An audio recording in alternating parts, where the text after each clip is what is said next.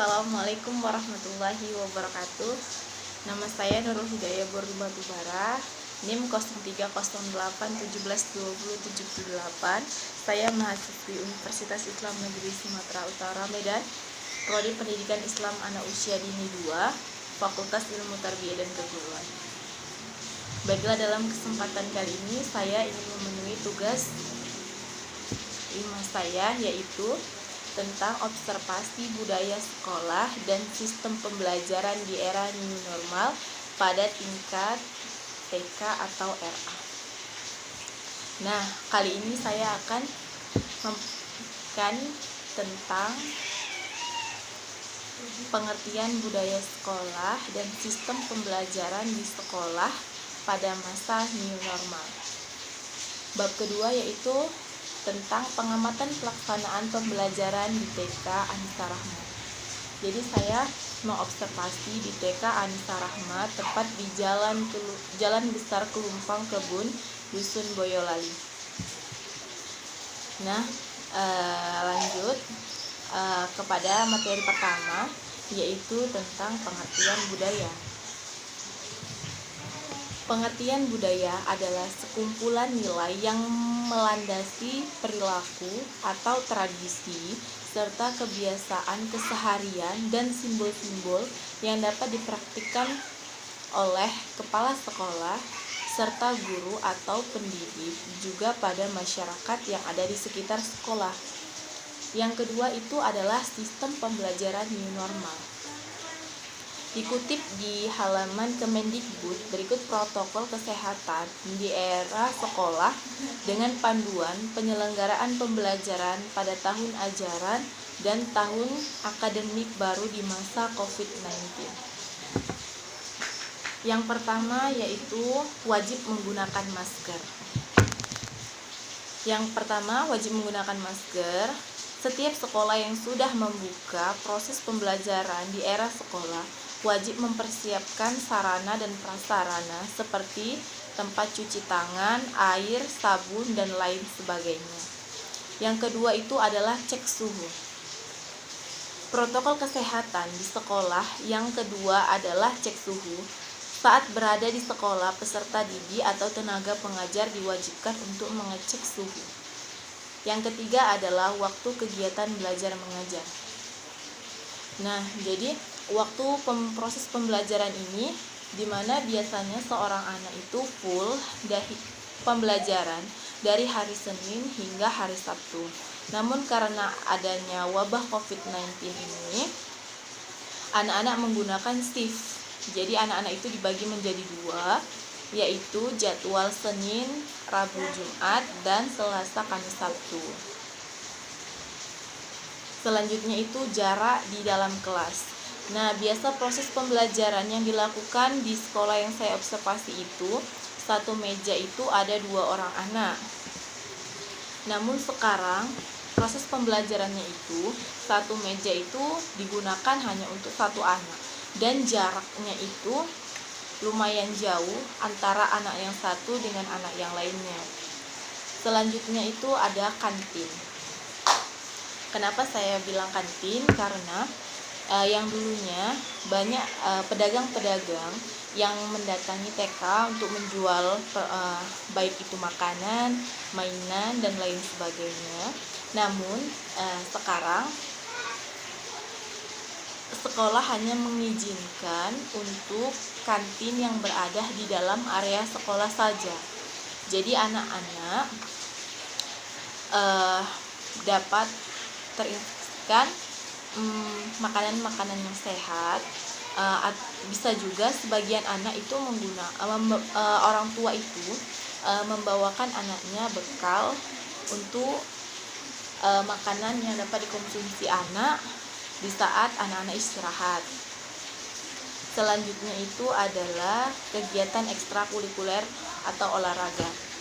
Nah, biasa di TK ini memiliki beberapa ekstrakurikuler, contohnya nari, memainkan alat musik, dan lain sebagainya. Namun karena adanya COVID ini, jadi pihak sekolah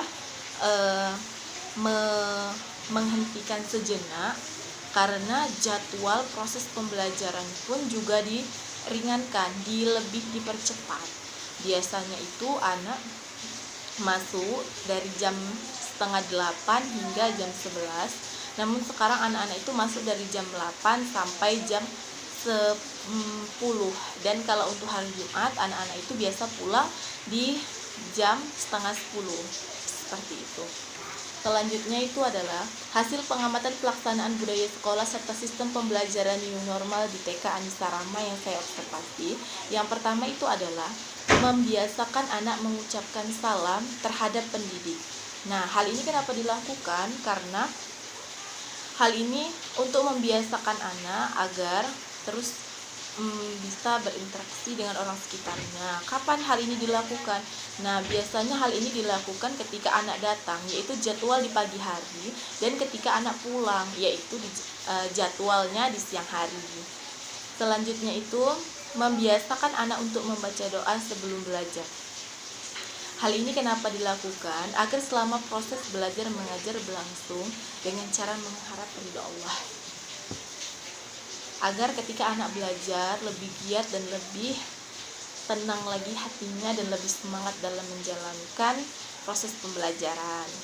Yang ketiga yaitu membiasakan anak untuk saling menyapa, baik dengan senyum, perkataan dengan orang sekitarnya. Nah, kenapa hal ini dilakukan? Agar interaksi antara guru dan murid serta wali murid juga bisa murid kepada wali murid, murid kepada guru, juga gitu sebaliknya. Agar menjadi interaksi dan membuat ketenangan di dalam hati. Karena jika kita memberikan suatu senyum kepada seseorang, maka hati seseorang akan senang, hatinya itu akan riang. Selanjutnya adalah membiasakan anak untuk melakukan sopan dan santun. Gimana caranya membuat anak sopan dan santun?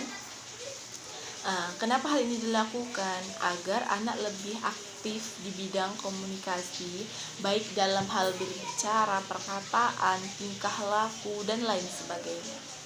Nah, yang kelima ini apa? Membiasakan anak untuk menjaga kebersihan.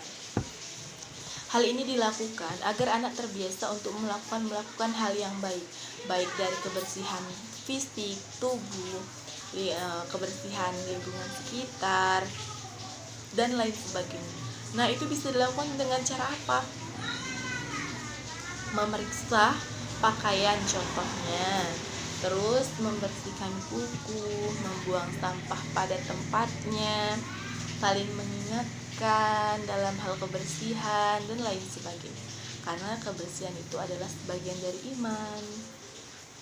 Nah, yang terakhir itu adalah sistem pembelajaran yang dilakukan TK RA Anissa Rahma selama masa new normal, yaitu TK Anissa Rahma menyediakan pelayanan yang dilakukan yakni membatasi seperti yang saya bilang tadi, yaitu anak-anak proses pembelajarannya itu menggunakan shift. Jadi satu hari itu tidak full anak datang semua.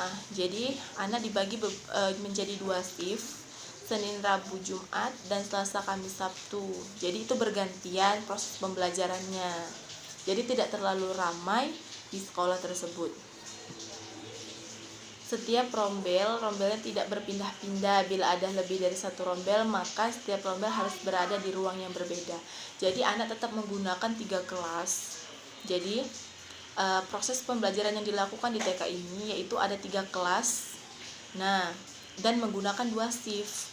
Jadi 2 shift itu tetap menggunakan 3 kelas. Jadi anak-anak juga lebih tenang dalam belajar, lebih nyaman dalam belajar, dan lain sebagainya.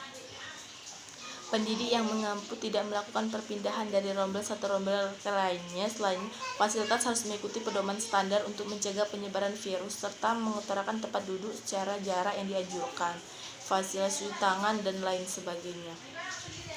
Nah, jadi dalam hal ini sistem pembelajarannya itu ada di balik wabah yang sedang terjadi di negara kita ini sebenarnya lebih baik. Kenapa? Karena anak-anak juga prosesnya lebih nyaman. Cuman ada juga beberapa sekolah yang tidak dapat melakukan sekolah aktif. Mereka menggunakan daring dan lain sebagainya. Jadi sistem pembelajarannya itu gimana? Tetap menggunakan kurikulum yang digunakan di dalam TK, dan di era yang new normal ini, guru atau seorang pendidik benar-benar harus ditekankan bagaimana menguasai suatu metode atau strategi pembelajaran, gimana caranya agar anak mudah menerima apa yang disampaikan oleh gurunya. Karena kalau kita menggunakan kalau di era face to face ini, kalau kita hanya formalitas, anak-anak itu susah untuk menerima proses pembelajaran. Namun ketika guru menggunakan suatu metode atau strategi pembelajaran yang menarik, otomatis anak akan mudah, anak juga akan senang dengan apa yang disampaikan oleh gurunya. Nah, seperti itu. Jadi benar-benar dalam era new normal ini, guru dan orang tua harus bekerja sama bagaimana caranya bisa membantu anak untuk mengembangkan potensi yang dimiliki anak. Nah, sekian dari saya. Itulah tadi tentang observasi yang saya lakukan di TK Anissa Rahma. Kurangnya saya mohon maaf, kepada Allah saya mohon ampun. Wabillahi taufik wal hidayah. Wassalamualaikum warahmatullahi wabarakatuh.